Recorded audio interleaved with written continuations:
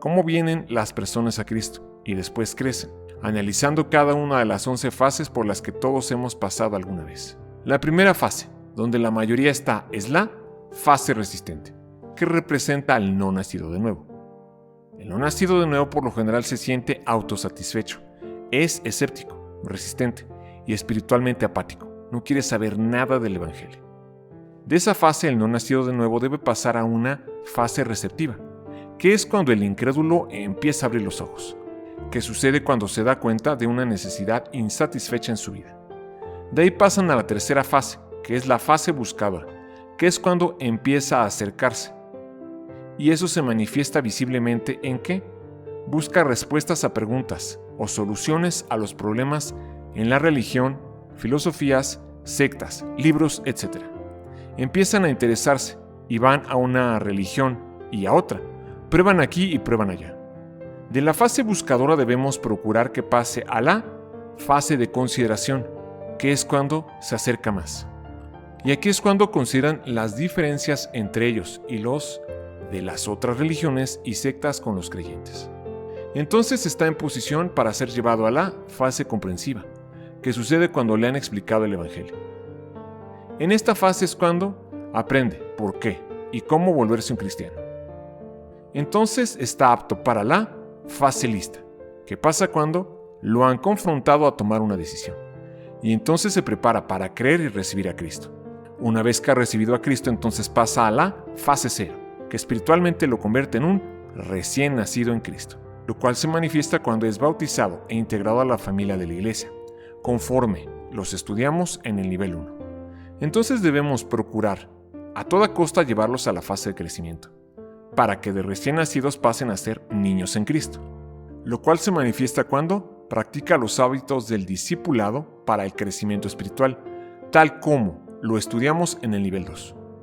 De esa fase es más fácil motivarlos y encauzarlos a la fase de ministerio, que es cuando dejan de ser niños y se convierten en jóvenes en Cristo, lo cual se hace evidente cuando utiliza los dones de Dios para servir a otros, como lo descubrimos al estudiar el nivel 3. Entonces hay que enviarlos en el nombre de Jesús para que entren a la fase de misión, cuando ya se convierten en padres en Cristo, como resultado de que comparte las buenas nuevas con no creyentes y empiezan a engendrar hijos espirituales, que es lo que estamos considerando en este nivel 4. Y la meta final es que llegue a la fase de multiplicación y permanezca en esta fase por el resto de su vida. Esto se hace evidente cuando se convierte en un líder conforme al corazón de Dios y repite el proceso, edificando a sus hijos espirituales para la extensión del reino de Dios, tal como se estudia en el Callado del Pastor y el Plan de Jesucristo. ¿En qué fase está una persona cuando dice: pienso que la religión es una muleta para las personas débiles? ¿En qué fase está?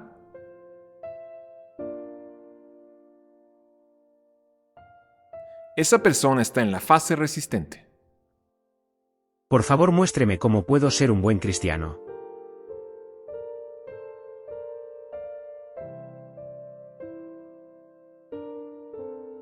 Está en la fase comprensiva. Realmente estoy cansado con la tensión, estrés, estoy abajo.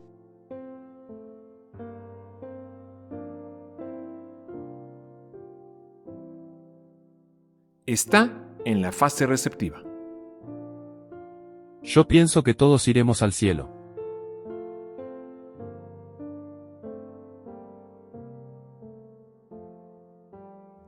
Está en la fase buscadora. Estoy leyendo un libro sobre la nueva era en espiritualidad.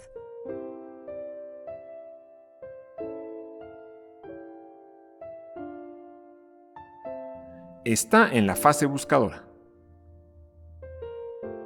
¿Por qué los cristianos se ven tan felices?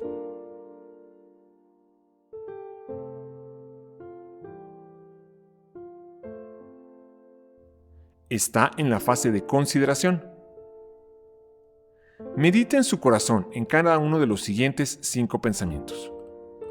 Evangelismo es un proceso de mover a las personas a través de las fases. Por eso tenemos que aprender a identificar en qué fase está y luego hacer lo necesario para llevarlo a la siguiente fase. Segundo pensamiento. Las personas se mueven a través de estas fases a velocidades diferentes.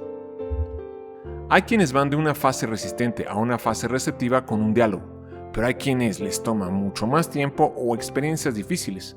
Hay quienes van de una fase comprensiva a una fase lista después de un momento o unos cuantos días, pero hay quienes les toma meses o años. Tercer pensamiento. Las personas requieren exposiciones en cada fase antes de continuar. Necesitamos explicarles, saber qué decir y qué mostrarles, qué enseñarles entre una fase y otra. Cuarto pensamiento. Una persona puede estancarse en cualquier fase. La razón número 1 es el temor. Y por eso es que debemos saber cómo hay que ayudarles a superar el temor. Y quinto pensamiento. Cada fase requiere de mí una respuesta diferente. No hay moldes, por eso tenemos que ser guiados por el Espíritu Santo. En 1 Corintios 3:5 dice: mi trabajo era plantar la semilla en sus corazones y el trabajo de Apolos era regarlo, pero era Dios quien hizo crecer el jardín en sus corazones. Entonces nosotros hacemos el trabajo, pero finalmente es Dios el que va a hacer la obra y a traer el fruto y a dar el crecimiento. A veces nos desanimamos porque les hablamos de Jesús a la gente que oponen resistencia y ni siquiera vemos que pasen a la fase receptiva. Debemos tener presente dos cosas muy importantes. La primera es que el proceso para que las personas lleguen a los pies de Cristo y le rindan sus vidas y lo reciban en sus corazones es un proceso lento. Así que no tengamos falsas expectativas de querer que las personas se entreguen a Cristo inmediatamente después de que les hablamos. Más bien debemos aprender a identificar en qué fase están para ayudarlos a pasar a la siguiente fase y así, de fase en fase, llegar a la fase en que tengan que decidir entregar sus vidas a Cristo. La segunda cosa importante que debemos tener presentes es que el Espíritu Santo usa el cuerpo de Cristo, la Iglesia, para hacer el trabajo y el evangelismo.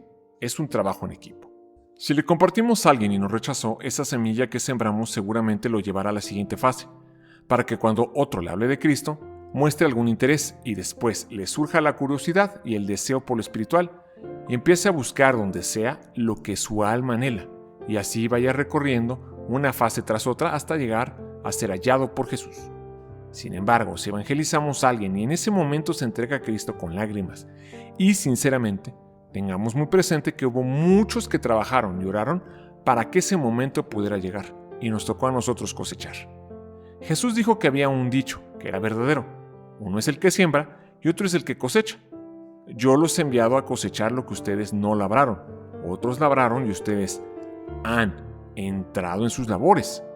Algunas veces nos tocará sembrar y otras veces cosechar, pero en todo el proceso es el Espíritu Santo obrando y al final es Dios quien da el crecimiento, tal y como sucedió con nosotros, razón por la cual nadie puede gloriarse ni enaltecerse porque el mérito es del Espíritu Santo y nosotros somos simples colaboradores.